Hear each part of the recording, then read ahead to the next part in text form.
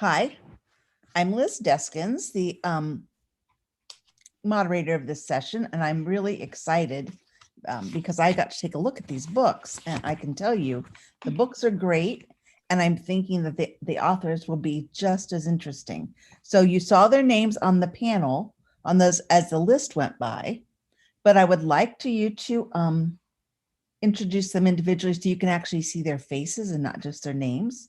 So our first panelist is Mary Kay Carson, and her featured book this year is called Wildlife Ranger Action Guide.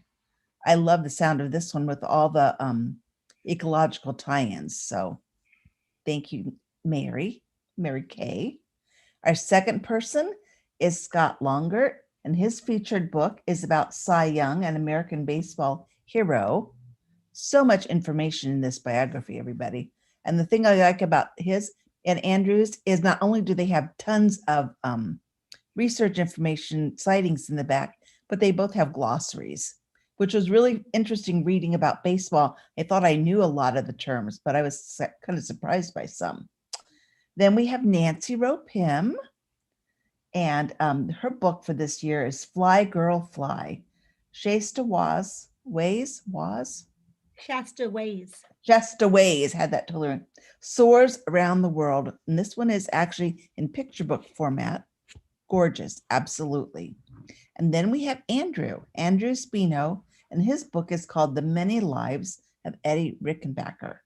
And having grown up in Columbus, I especially loved looking at this. The photographs, I could recognize places and names and things. Not that I was around when Eddie was around, but I did grow up next to what became Lockbourne Air Force Base. So, I mean, Rickenbacker Air Force. So that was really interesting. So with that, I would like to start asking you all some questions, if you don't mind, until, and then we will have some time for questions and answers at the end. But here's my first question. What led you to write nonfiction for young people? And let's start with Nancy, because you're the big one on my screen right now. So Nancy, why did you? Well, I actually started out with fiction. It didn't get published. And then someone said, why don't I take the smaller chunks and try magazine writing? And when I wrote for like Highlights and other magazines, Hopscotch, I did get published. I wrote about animals. And then I found my love of nonfiction because I just love the research and writing about it. And when I think about it, I really am a big buff of fiction, true stories. So like when I watch a movie, I want to see based on real life, based on true stories. So then I realized it was really just a natural part of me that I'm very curious and I love researching, finding facts and sharing the stories. Very cool. Thank you. Mary Kay, how about you? I started actually my writing career 30 years ago this spring at Scholastic in New York City, working on a science magazine for elementary kids. It's still out there, called Super Science. And I came from there after a science writing program. And so my first job writing was writing science for kids, and I have a science background. And so that's just always what I've stuck with is science and and I do some history too for kids. Excellent. Thank you. Scott? I go back about 35 years of writing nonfiction. And actually how I wrote for children was I'd already written 5 books for adults. And my publisher actually came to me. They have a young reader series. And they were looking to do something with baseball. And they asked if I'd be interested. And I gave it a lot of thought because I hadn't written for children and I wasn't sure about how to make the transition from adult to children. But I was intrigued by the idea.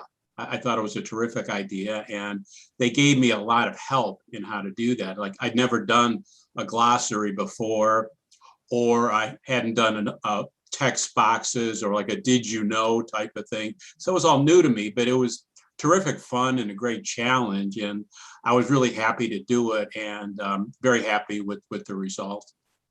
Excellent. And Scott, how about you? Well, Scott, yeah. Yeah, I'm sorry, Andrew. I'm looking straight at Andrew and Scott. Andrew, yes. Well, I was a classroom teacher for 17 years. So I think that is important to know how I got writing for children. Mhm. You gave the question ahead of time. So I thought the very first thing I got published was a letter to the editor type thing. It was actually my school newspaper. I do a lot of, I've done a lot of letters to the editor in my life. Many have been published, more have been not published, but I like learning about things and writing about ideas in my head, and most of it's nonfiction. So it was pretty easy, and I like history. So I write nonfiction history. Very good. So interesting. Nobody ever says, I just really didn't like reading, but writing was kind of okay. So since you all write on a breadth of topics within nonfiction, for each book, how do you select your topic? Do you just see something that sparks it? Or is it, some passion from your childhood you've gone back to, or your publisher suggests it? How do you make that choice? Mary Kay? It actually varies a lot. Some books I'm asked to write, and other books are my own ideas. When it's my own idea, it's usually something, that is very important to me. Like the book that I'm here with this year is about helping native wildlife and providing for habitat for native wildlife in your own yard, in your own area. And that's something that my husband and I spend a lot of time doing. And so it's really, you spend so much time doing research that it has to be something that you really care about. So for me, it's mostly what I really care about. Okay, that makes good sense. Okay, and Scott, how about you? Well, we were going to do baseball, that much I knew, but to pick a particular individual, I gave that a lot of thought as to who would be a good subject. I've usually written mostly about people that are of regional interest from Northeast Ohio to around the state. But I was trying to think of somebody that might have larger recognition, someone from all around the country who hopefully came from somewhere in Ohio. And it occurred to me after a while of brainstorming about Cy Young. He was born in Tuscarawas County. He lived his entire life there in Ohio, but he is a national figure. In his time, he was the most probably popular pitcher and the greatest pitcher of his era. And of course, we have an award, the Cy Young Award for the best pitcher in the American and National League. And I thought he would be the ideal guy to write about that, even if children didn't know much about baseball, they probably heard about the Cy Young Award, and that might resonate with them. So I made the decision to write about Cy, and I think it was the right decision. He was a terrific guy, and it really wasn't that hard to put the story together. Excellent, excellent. I like that there's a timeline included. Okay, Nancy, I'm really curious about yours. Where did this person, how did that come to you to write about this young lady? Well, Shasta, that came to me through, I did the Jerry Mock book for the Ohio University also. And that story, when I was speaking with Jerry Mock, when I was interviewing Jerry, she told me a girl had just come through 2 weeks before me, and she was from Afghanistan, a refugee, an immigrant, and she wanted to know how to fly around the world. So she went to Jerry Mock, the first woman to fly around the world, to get advice. So she just told me about Shasta. And then when I went to promote the book, I went to Oshkosh, which is one of the biggest air shows in our country. And I went to there to promote, and I had a whole presentation, and who was there but Shasta? So I got to see Shasta, and we talked about how we love Jerry. Shasta interviewed me at the little airport there, and I gave her a copy of the Jerry Mock book. And then she read it and called me up and said, I want you to write my biography. Oh. So it worked out wonderfully. Yeah, that's a little serendipitous. That was really cool. Yeah, a lot of my books come from other books, like the war dog books, the military war dog books. Then I had another book about Smokey the dog that saved my life. So a lot of my books kind of birthed another book. Kind of nice as a writer to have those things happen. Yeah. Okay. And Andrew, why did you pick Eddie Rickenbacker? Well, I might say that my first book was I was trying to break into the industry, and I was a distance runner at the time, and so I was aware of this strange event where they ran from Los Angeles to New York in 84 days, and I just thought that this would be something that kids would want to read about. And so that was my first book. And so that was a personal interest.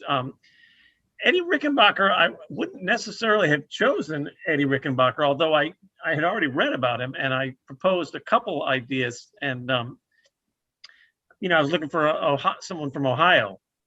And the publishers, same as Scott's publisher, Ohio University Press, they like the idea of Eddie Rickenbacker, and I think they like it because it's so active. He's throughout his life, he has these brushes with death, and even when he's in his 40s, he survives 23 days in a raft. Yeah, that was a publisher, but I getting to know Rickenbacker was one of the most that was a rewarding experience for me, just getting to know him through the source material available, and writing his story. Mm-hmm. Well, I felt like I knew a lot being right where I was, but I didn't know about anything before he was a pilot. I didn't know anything about his car racing. I think he just liked fast things. Well, I got to know him as an auto racer before the pilot. I was interested in the automobile side, and so that was interesting too. I sort of got to know him a little bit more. Yeah, he led a very full life, that's for sure. All right, one more question. This is, of course, retired librarian, so this is my favorite question. What role does research play in your writing?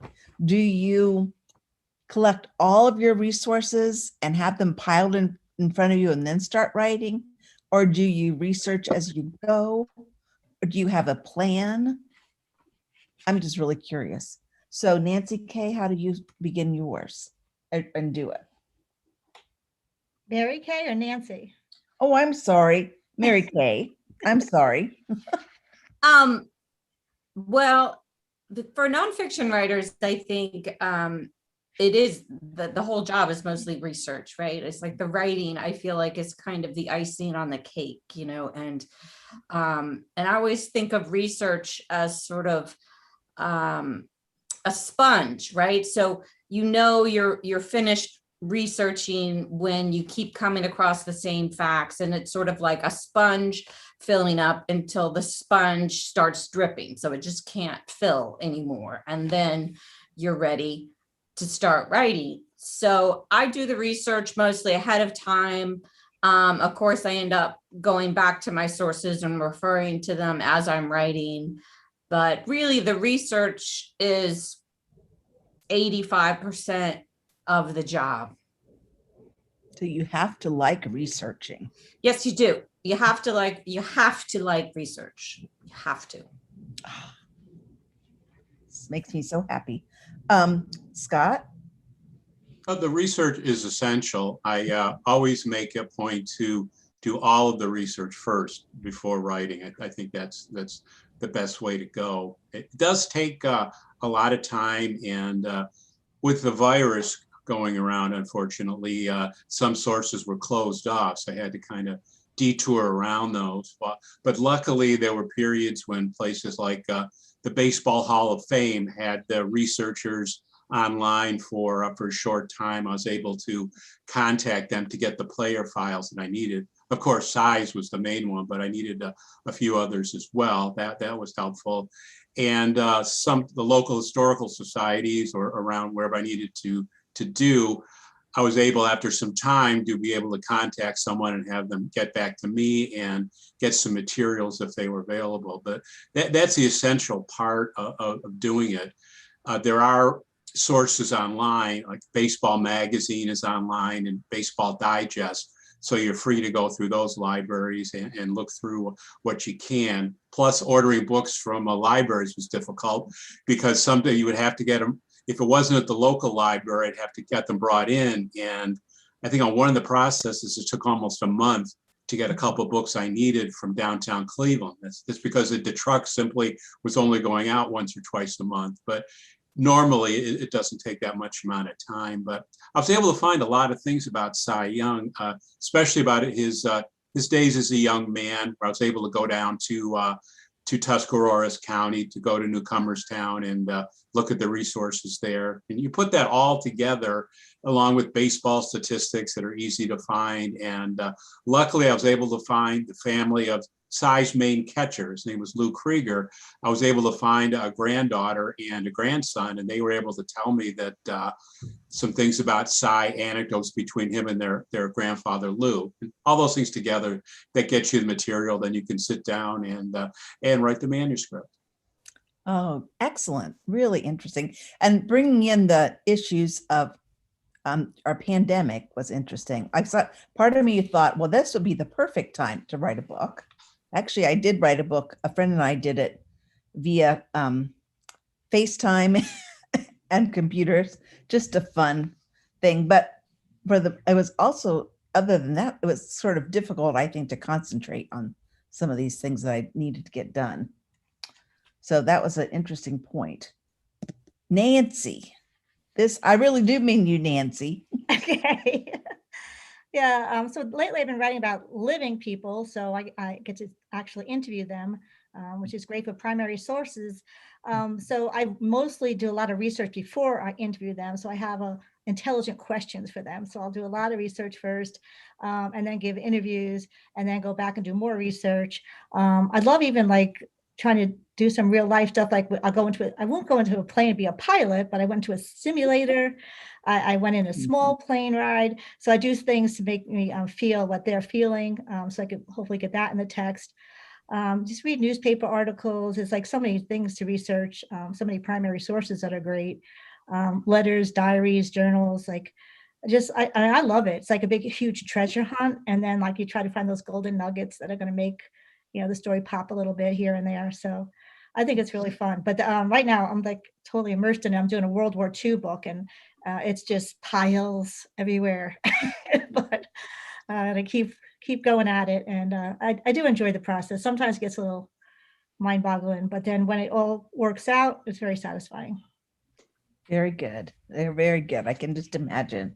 All right, Andrew, talk a little bit about your research. Well,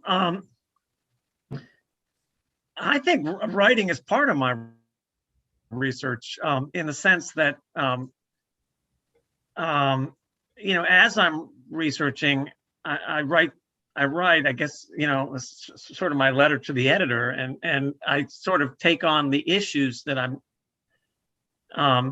encountering, like, why is Eddie acting this way, or what does this mean, and write it out. And so in writing it, I can figure, sometimes it helps me know where to go next in my research.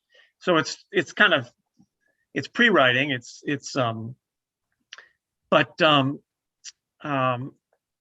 yeah, I mean, it's the research is fun, and here's the one thing I'll say: when you're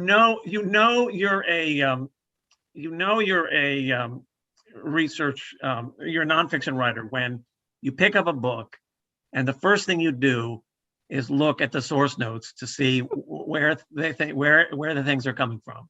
So, anyway, that's true. Yeah, Might even be an element.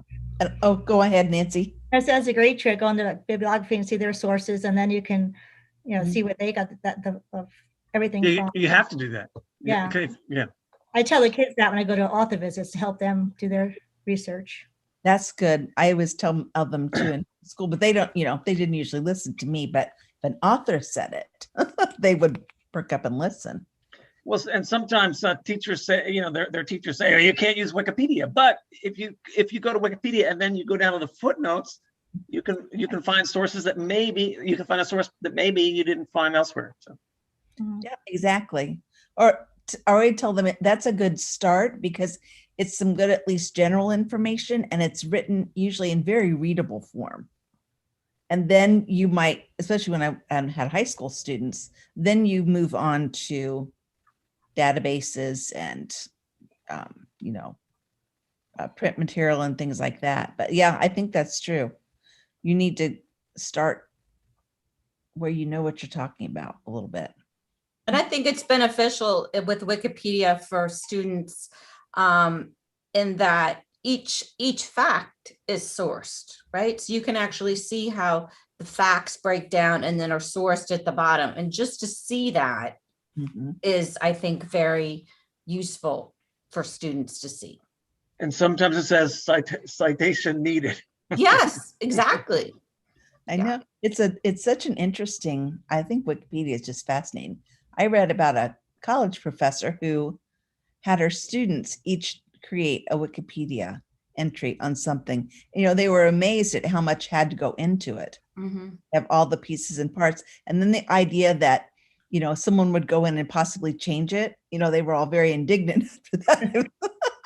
But I thought that would really be, because I don't know, for some reason that would feel like you're authentically researching something because you could get it up where somebody could see it. So that was I really might good. say that, You know, for basic information, as far as a birth date, when someone may have passed away, where they were born, and where they did die, and those kind of basic things are good to get a starting point.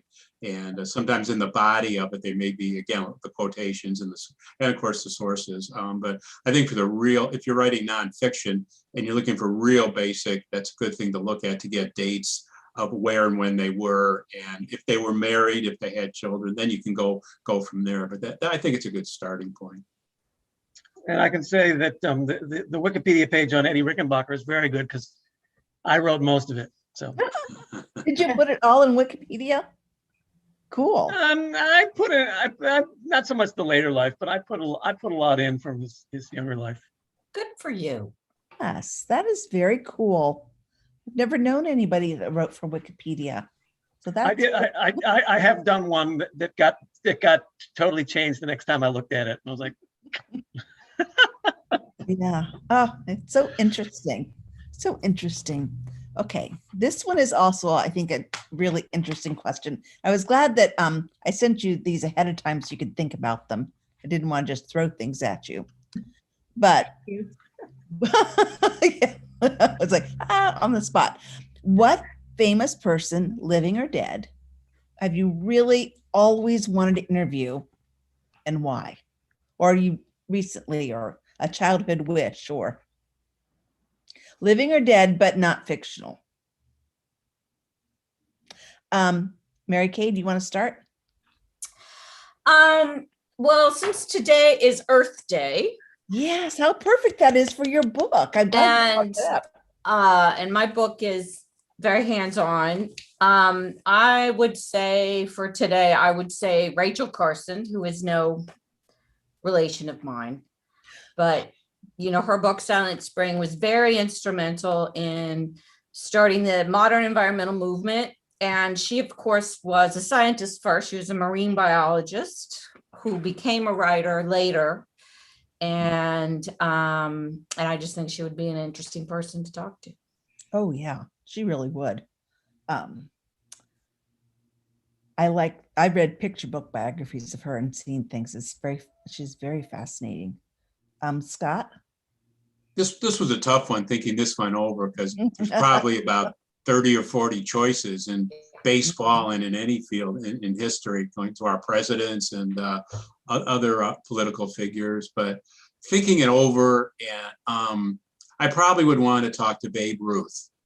In my opinion, I think he's the greatest baseball player of all time. Others would disagree. They might say Willie Mays or Hank Aaron or Ty Cobb or more modern day players. But I think the Babe was one of the most charismatic figures I've ever come across. And I would love to sit down with him and ask him about his philosophy, how he lived his life and how he played the game. And he was particularly fond of children and orphans, that he had a real big heart for them. He was constantly going to orphanages with presents and giving things to kids and giving them baseballs and bats. I'd love to hear about his life from a young child around the late 1890s all the way through his time as a New York Yankee. I thought that would be really fascinating to hear his point of view on things and what he thought about living through those times. So I would have loved to talk to the Babe. And is he the one that was married to Marilyn Monroe for a brief No, time? that would have been Joe DiMaggio in the I knew it was another 1950s. big- oh. Yeah, Babe lived from like the 1890s through the 1940s, but he was a larger than life personality. I think it would have been great fun to talk to him. Oh, yes, indeed. Nancy? Yeah, my stepfather actually knew the Babe. Oh my worked goodness. he worked at Yankee Stadium and he had all these crazy stories. Oh my Wow. gosh. That would be so. So anyway, but I'm doing a lot of research on this, my fourth like aviation book. So every time I do research on it, whose name comes up but Amelia Earhart. So I'm like, I want to know, like, and Jerry Mock actually sat me down and told me very seriously that Amelia was a spy for the US government. And she said that she has, reasons to, she knows this happened. She gave me all kinds of reasons why it was true, which everything made sense, what she said. And I also want to know, like, did she love Putnam or not? Like, I was her husband, was that, was this just a matter of convenience or like, because it kind of like hints that it was.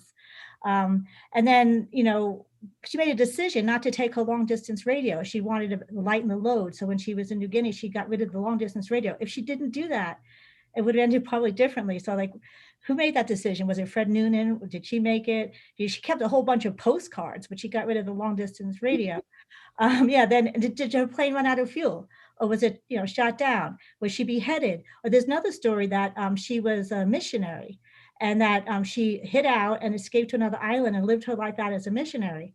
And I'm like, what is the truth? Like, and why is it such, if it is a government cover up, I mean, it's been about 80 years. So I'm like, well, it's a really good cover up and I don't want to mess with it. But I would love to interview Amelia Earhart. Wouldn't that be?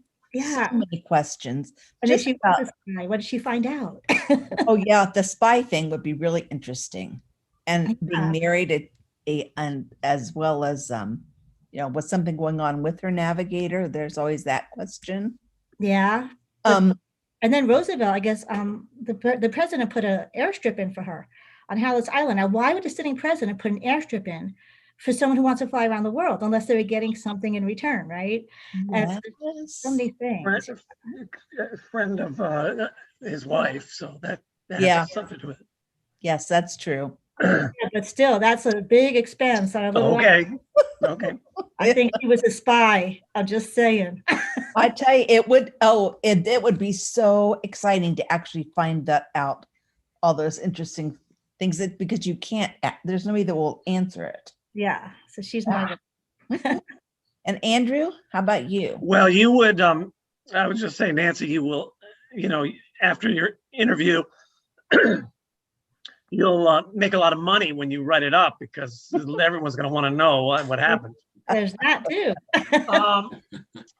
I did a lot of research on a historical figure that I couldn't sell. But Will Rogers, he would be someone that would be enjoyable to spend time with. There's some other people I'm interested in I would be interested in talking to, but might be more intimidating. He makes anyone feel comfortable with him, and he saw an awful lot. And he spoke to a lot of people. That if I wanted to know about almost anybody else, I could, from that time I could ask. And he was, he went from Cherokee country in Oklahoma in the late 19th century and cow ranching and into vaudeville and Broadway and movies and aviation. So there would be more than enough to talk about. So I would have to say Will Rogers. He would have such good stories to tell, wouldn't he? Exactly. I would just have to say a word or two to get him to say the next story or the next joke. Yes, that is so true. Okay, now you guys are in trouble now because I have a little time and we've gone through my written questions. What I'd like, what you're going to think of. I'm kind of curious. I would, if you each have anything you'd would like to ask anybody else on the panel, as you're all, writers of this age group, but you write very different things. Is there something you'd like to know from one of them, or? I'd like to know what people are working on right now. Great question. You want to start with you? Sure. I have a picture book coming out in 2022 about the called The River That Wolves Moved, and it's about the changes brought to the landscape by reintroducing wolves into Yellowstone National Park. And it's written in a the house that Jack built style. So it's tracks the accumulating changes over time that lead to the change actually in the geography of the area by reintroducing wolves. So we're finishing that up. Wow, that is very interesting, isn't? Oh yeah, has something been written up about that? It sounds vaguely familiar. I wonder if I read something in researching all of you, the idea of what wolves could do this. It's not. It's the idea is called a trophic cascade. I mean, and it's a fairly famous example of a trophic cascade. So introducing an apex predator who basically the wolves eat the elk who have been eating the willows that have, change the landscape, and by getting rid of the elks move up the mountain, so the willows grow, and that makes the river banks stronger and have less erosion, and so the river actually snakes in more of a normal way, and that is a change in a landscape. It's just sort of amazing. I thought it would be amazing for kids to see how an animal can actually change the geography of a place. Yeah. I know there used to be in science curriculum a standard about changing over time. Mm-hmm. And it was like for third grade, because it was so hard to ever find something that would be an example they could understand. Oh, okay. So something like that. I have not really looked at the Ohio standards since I retired, but that would be something they could see that, especially if you did it as a cumulative. Yes. So yeah, so it's a cumulative, and it uses that the house that Jack built kind of structure. So. Oh, very interesting. Okay, Scott. I have a book coming out probably early 2022, but it's for adults. It's about baseball in the 1940s through World War II and through 1949 when the Cleveland Indians won their second and last World Series. that's with Ohio University Press. That'll be coming. I've had an idea that I've been toying around with for a while. I haven't done much research on it or ideas, but thinking about going back to the young people's area and writing a biography of Allie Reynolds. He was a pitcher in the 1940s and the 50s for Cleveland and from New York. He was a Native American, and he had some difficulties with people when he broke into baseball. And I thought about exploring that. And he was very proud of his heritage. After he retired, he was involved in many organizations for Native Americans, and he was an advocate. And I thought that might be an interesting thing for children to learn a bit about how it was back in the early 1900s and even through the 1940s for people that were Native Americans. And some of the ball players that played before Allie, Jim Thorpe was one who played football, but he actually played about 6 years of baseball, and all the difficulties he had, and several others where no matter what your name was, usually everybody called you Chief, and you had to deal with that. And they would have some other names that weren't as flattering as well. So that's what I've been thinking about, and kind of possibly moving forward with an idea and maybe going ahead with something like that. Have you ever thought about writing anything about the women's baseball? possibly? Yeah, I have. It's been done very well by some other authors before me. There's some For younger several people? terrific books out there that I think maybe have really covered the subject, but it's still a possibility because there were many great women ball players, particularly in the 30s and 40s, and when you had the All-American League with the ladies. There were some really outstanding performers. I'm sure most folks are familiar with League of Their Own, the movie that was based on real people. There's probably 3 or 4 in that movie that would be interesting to write a book about. So yeah, Right. that's a good idea and a good thought. I just think, again, young, because of what title, is it Title IX, that, girls have equal rights to, Mhm. that would be a real something for young people to read about, the fact that, they had to really worry about appearance and demeanor and all those things so much more than, I'm sure everybody has something in their contract about misbehaving you shouldn't do, although we do read about it in the paper, so some do still misbehave. But Yes. I just think some of that would just be really, really interesting. It's a great idea. Yeah, and the Really toll it would take. Oh, Well, our publisher, Scott's and mine, they did Cami on First, Daddy Comanchic, from yeah, duh. Norwood, Ohio, right near where I am, and it's a good read by Michelle House. Michelle House. Yeah, who is an editor there as well, isn't Right. she? Yes. Yes, that's I remember that. So very good. I like that, Andrew. Good thinking. Oh, you're welcome. Okay, and as a result, who would you ask? Oh, I'm working on well, this is a kind of interesting, a segue, I guess, because William Friedman, Codebreaker, a lot of people are interested in his wife Elizabeth right now. There's a best-selling book that came out. It's called The Woman Who Smashed Codes. The author and the publisher used the book, they chose that title clearly as a counterpoint to the biography on William, her husband, which is the man who broke Purple, the Japanese cipher machine during World War II.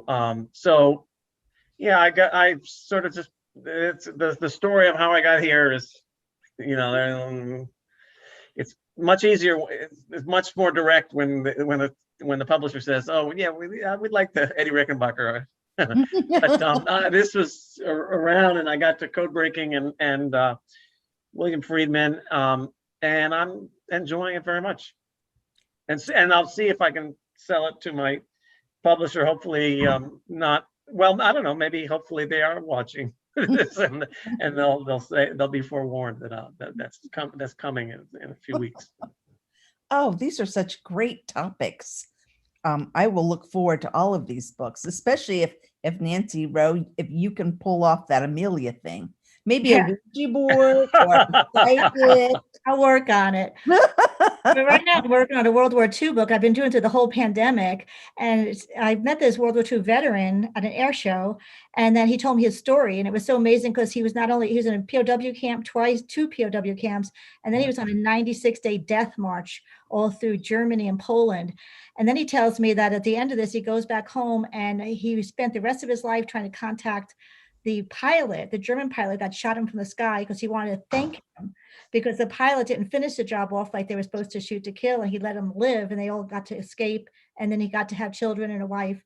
And then he finally did find the man. He wrote him a thank you note, and the German invited him to Germany to celebrate, and they got together and hugged. And so I'm writing that story right now, and it's a young, like upper middle grade young adult, and on chapter like 9 of 12, so I'm getting there. Yeah. And then I'm writing another book like Fly Girl Fly. So this is about an aerobatic champion, Patty Wagstaff, 4-time aerobatic champion, and she was the first woman ever to win it. And she was told as a kid that girls can't be pilots because she was born 1961 or 51. So in 1961, when she told her daddy she wanted to be a pilot, he's like, "Oh, girls can't be pilots," and she lived with that thought. And then finally she did it, and then she became a four-time national champion. And she also made the Olympic team. So I'm working on her story too. Wow.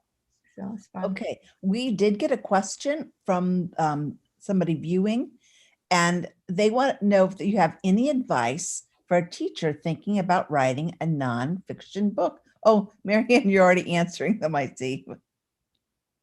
No, I just, Hey, we should ask Andrew, because Andrew was a teacher.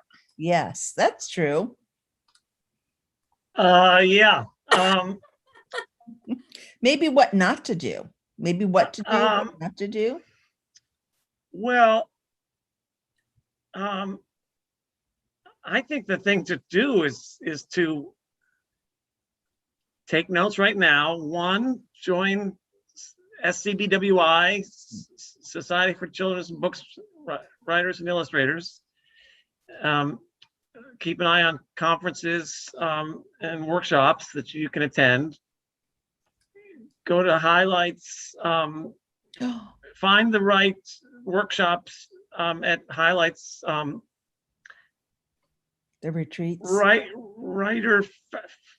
Writing Foundation, is it, Nancy, what's it called? Anybody? Highlights Foundation. Highlights Foundation for writers. And then you'll make connections. You'll start to learn what it takes to make those books that you've probably been teaching. You don't have to write about the things you've been teaching and to the age kid that you've taught. That's not necessary, but your experience with books in the classroom at whatever level, whatever subject, is going to inform you. And you definitely have to read the books that are the kind you want to write. So, you're not going to necessarily know that right away, but certainly, you're probably going to write the kinds of books that you like. And so just keep looking for those. And plus, she has a leg, or he or she has a leg up also, because like the curriculum, you can also write to the curriculum, like if you're doing coral reefs, or if you're, dental month, or like whatever you think is lacking, that when you're like trying to teach something. That's and good. you You look can for see that. holes. That's a good point. You can see holes in the market that are needed. That's good. And what Andrew had really good advice, and there's an SCBWI group, which is the Society, oh my gosh, I'm gonna get this wrong, Society for Children's Book Writers and Illustrators. There's a group that meets in Cincinnati. There's a group now in Dayton. There's a group in Columbus. There's one in Greater Cleveland. I don't know if there are any other ones in Ohio, but there are a lot of ones. I don't know if there's one sort of in the Toledo area or not, but there's a lot of groups in the state now. And you get a critique group. Speaking of groups, if you get a critique, And you have to eventually you have to get a critique group. You have to. and you could do online critique group, or hopefully someday in person again. Yeah. Yeah. But sending, even if you don't, I have three people, and we don't necessarily meet in the same room except for once a year. But then we're sending drafts and marking them up online, and then just send them back, and it's through email, and it's just works great. Yeah, and then once you do all this writing and researching and everything that we just advised to do, you also need to write a query letter. And if you go online, how to write a query letter, or how to write a fiction book proposal, there's all kinds of, you could just look that up and print it out and follow. This is an old copy. And it doesn't matter if it's old, you can get it out of the library, and it doesn't matter if it's not 2021, it hasn't changed that much. But, these kind of books always have lots of, they're made to show the different markets and what different publishers are looking for, but they also have lots of good basic information. Harold Underdown's book, The Complete Idiot's Guide. It's an unfortunate title, but Harold Underdown is a super famous guy. He's really good. Lots of workshops, and just to sort of know what you're talking about, and just really the basics of what's the different genres and, how many pages is a middle grade book as opposed to a YA book and just all those kind of things. It's all out there. There's more money in teaching people how to be a writer than being a writer. True. I could say something just basic. I think it's always important, whether you're a teacher or whatever field and you want to write, to find a subject you really enjoy, something you have some knowledge about and something that means something to you. It'll make the writing process go better if it's something that you like. You're also, in a way, you're kind of like pleasing yourself as well by doing that. So I think you want to have a subject that's something that you really have thought about and something you know something of, and pursue it. And I think things will work out if you do that. I think that you have to have the passion and interest to be able to stick with all the hoops and things you have to jump through to get something published, even to get to that. Yeah, they say it's about, I think the last I saw was like 2.5% maybe of all submissions become books. So, Well, it's getting harder with the publishing houses it's a steep hill. consolidating. Yep.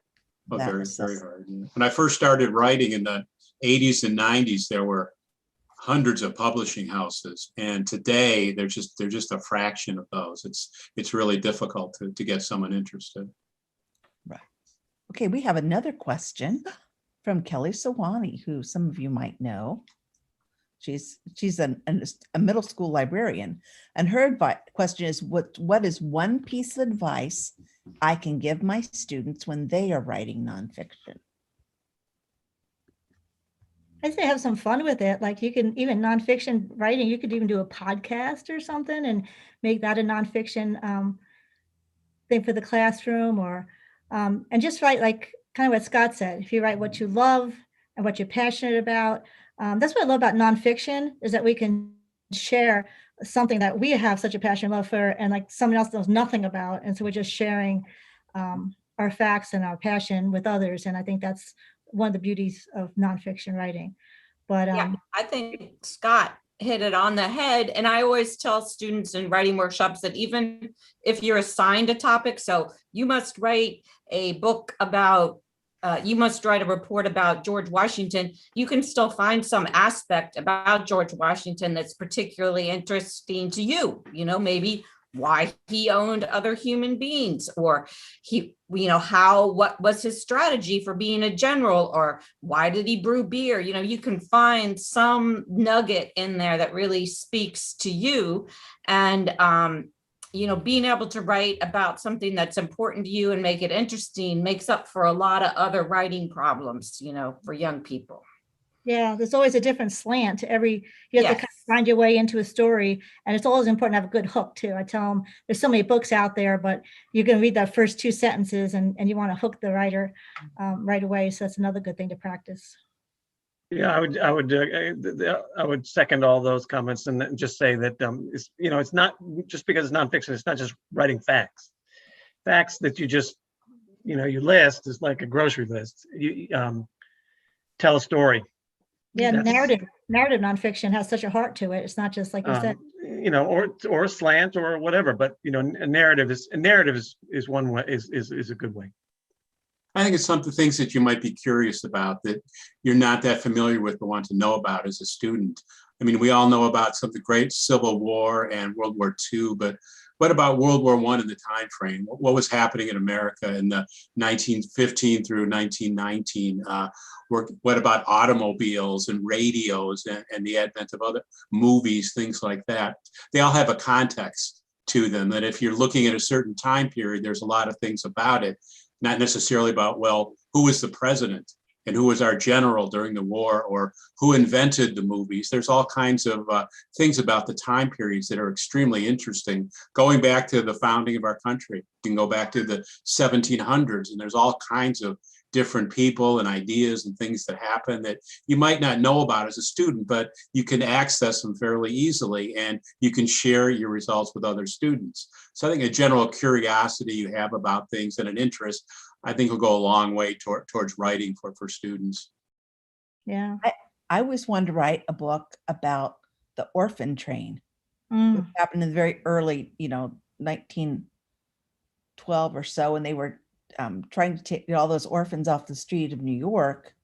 And just the aspect that this train went along and dropped, kids off places, and the different lives they had because of it, and the lack of communication. And it's just, for some reason, maybe because I found out that it went through Ohio, but I've always had a fascination with that. So maybe someday Yeah.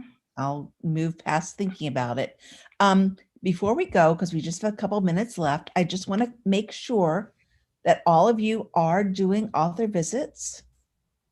Is there Yes. anyone who, okay, and is that information on your webpage?